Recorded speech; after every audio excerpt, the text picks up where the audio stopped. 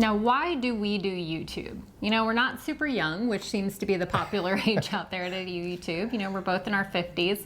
And what kind of brought us to that decision to try this out? Right. Well, we watched a lot of the other YouTubers out there, travel YouTubers, and they were all very young and very ambitious.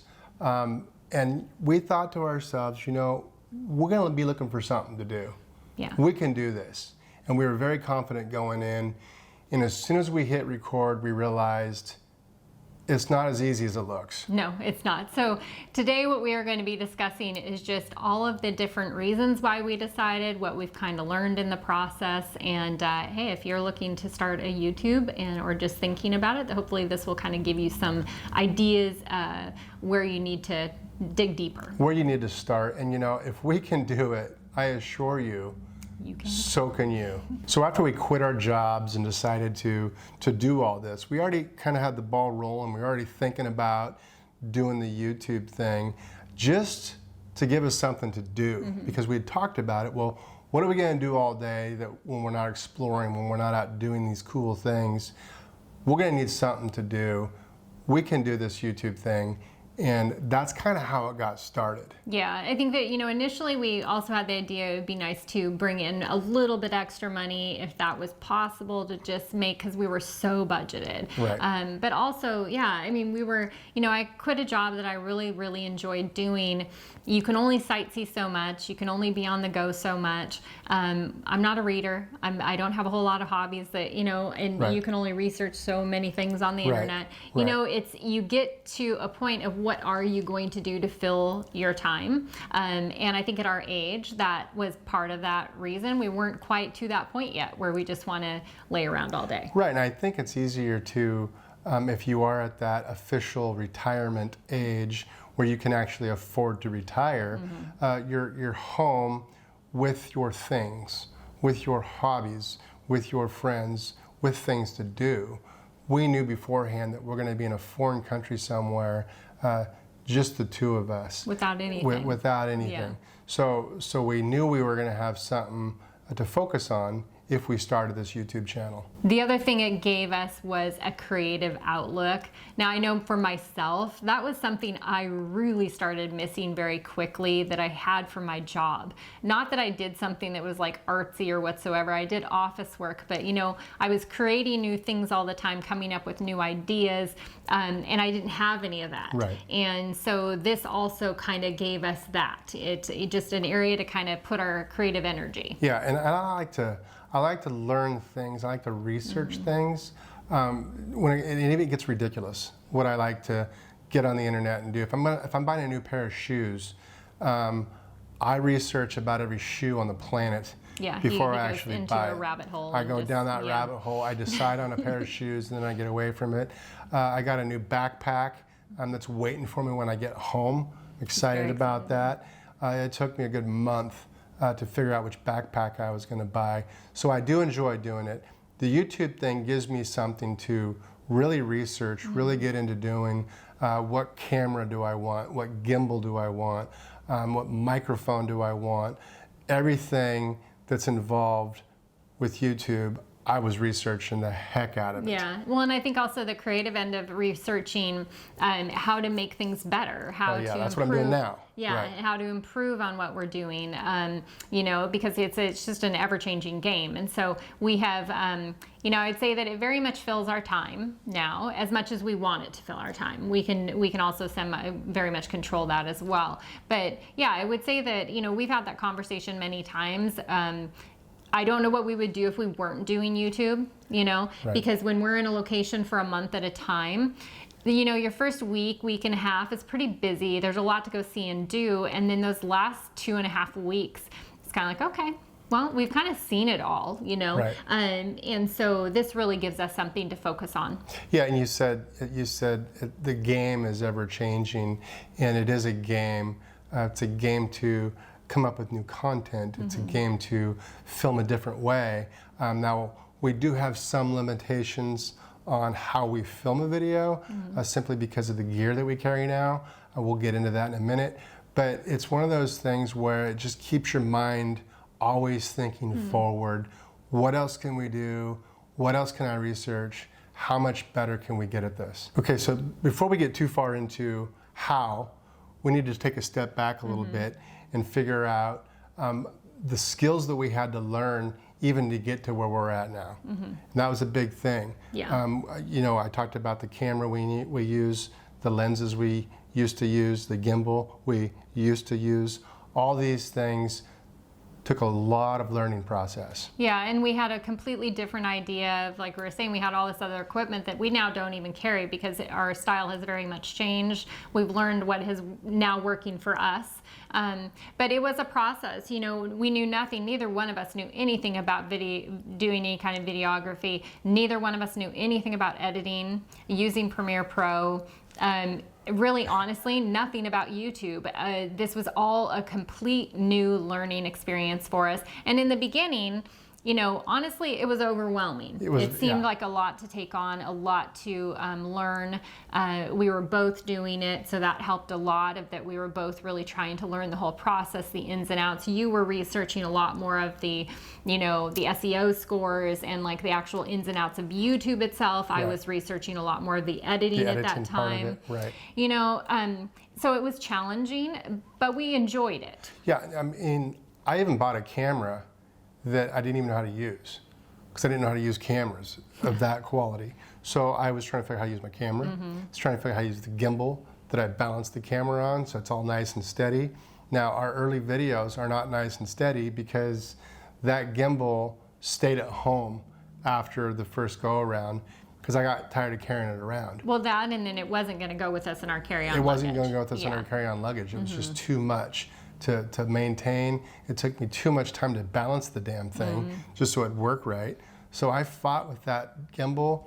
I gave it away to a kid that I'm positive he's still using it, and if he's not, he probably gave it to somebody that is. So I know it went to a good home, which is very cool. But my camera, I ended up selling that. We just use the GoPro now. We have 2 GoPros. We have 2 GoPros. And we have the Canon that we're on right now. This one has, it's better for the lighting. Yeah. That's something else we had to learn. Yeah, any of our indoor videos we do on the Canon because it has the GoPros just don't have great lighting for inside. Right. But any of our out and about, we do the GoPro. And I think what we've learned and what we have changed with that is that we've learned what makes the videos better. As far as, you know, they may not be sometimes the best video quality, but the stability outweighs the quality every time, you know, because we've all watched videos. We go back to some of our old videos and it's like we can't even watch them because, and we were trying so hard to be careful, to be stable. Yeah. So, you know, I think we just have very much learned what works for us and makes our videos better. Right. We are our own worst critics. So anytime we get somebody that criticizes a video, our sound quality, or my personality, whatever it is, we already know.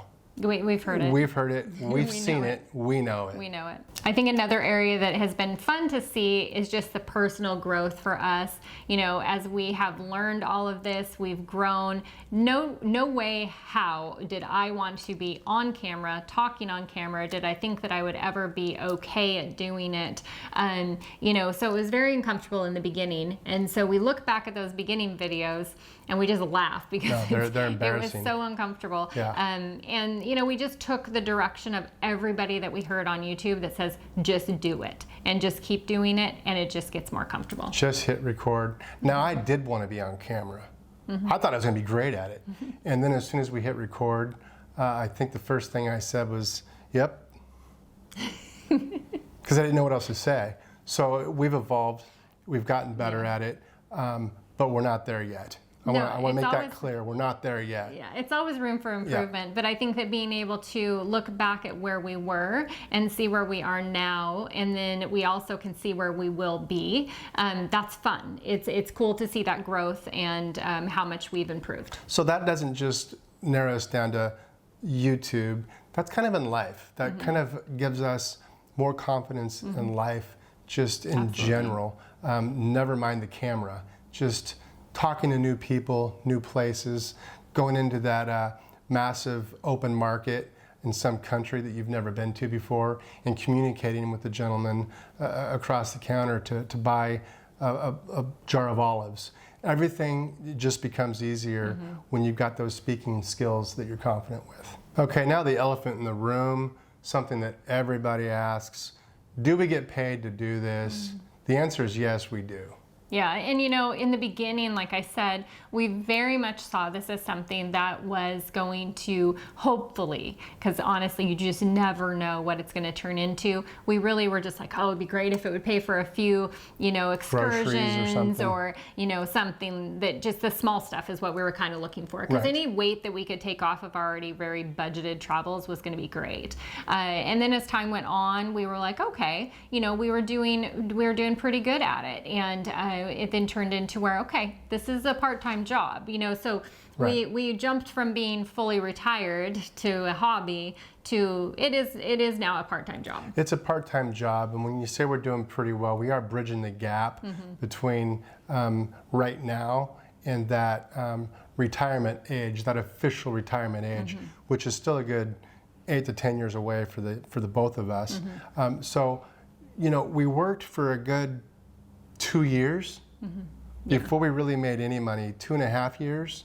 2 years. 2 years. 2 years. Yeah. So now we see the potential of what it could be. We're not there yet, but we see the potential of what it could be. Yeah, and I think when people ask us about, you know, that they're considering doing it and, you know, they'll kind of ask finances. We don't go into finances. That's just kind of how we were both raised. You just don't talk finances. But you don't ask about that kind of thing. Yeah, but when people have asked us about doing it and what's involved and how much time we put into it and do we make any money, you know, the one thing that we always kind of share with them, because, you know, I would always encourage anybody to try it. Yeah, you know, it's a big platform. It could definitely hold a lot more people.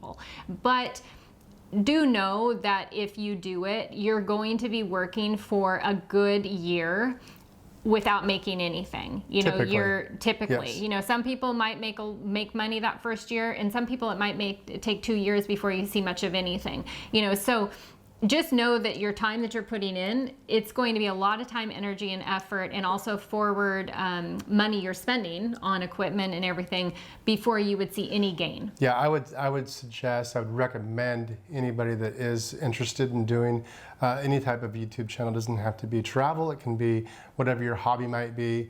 To start with your cell phone, or maybe get a GoPro like we do, or a DJI. The Action 3 gimbal, it's a little thing. Just start there. That's really all you need to get started with. Get yourself a little microphone. They don't cost very much because sound quality does make a huge difference.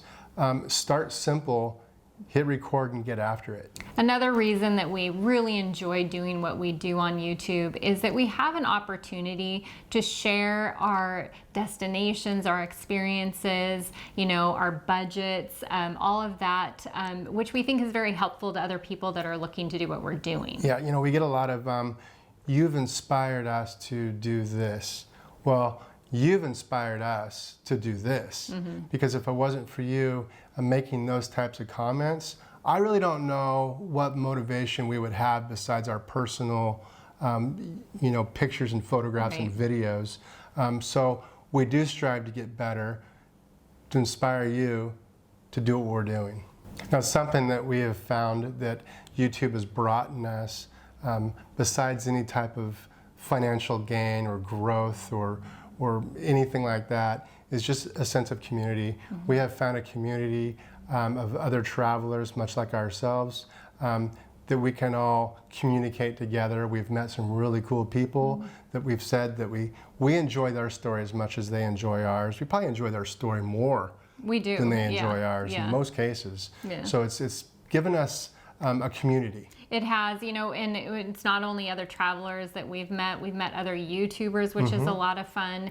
People, once again, we would just absolutely hope to meet up with again, and be able to just kind of hear their experiences, you know, because you're then also kind of sharing not just destination experience, but also kind of work experience as well. So that's kind of fun to be able to talk about. Now, this gives us an opportunity to really challenge ourselves. This is out of the box for us.